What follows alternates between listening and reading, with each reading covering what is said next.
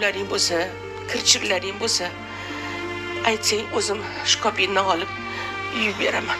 Yo'q, oy, ovora bo'lmang. Gul opam kecha kelib hammasini yuvib, dazmollab qo'yib ketganlar.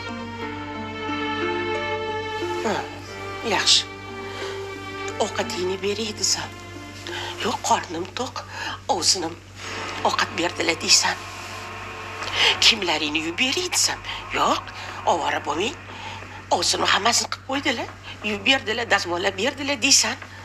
Hech bo'lmasa uyingni tozalab beray desam ham, yo'q, ovsinim hammasi chinnidek qilib qo'ydilar deb maqtangan.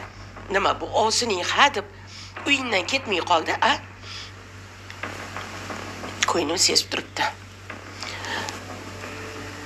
Menimcha, maqsadi seni uyingga egalik qilish. Bilmayman. O'zi qanday ularga kichkinagina hovli ajratib bergan edi. Yo'q, mana haligacha ta'mirlanmasdan yotibdi. Lekin seni uying chiroyli-da.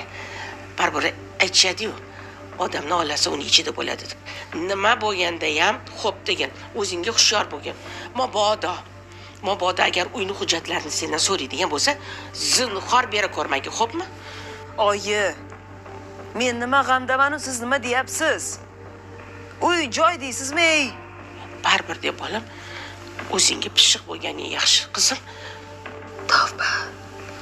Nega odamlar har narsadan hikmat emas, illat izlaydigan bo'lib ketishgan. Ovsinim bir oy oldin bir oyog'idan ayrilib yotib qolganida rahmim kelgandi.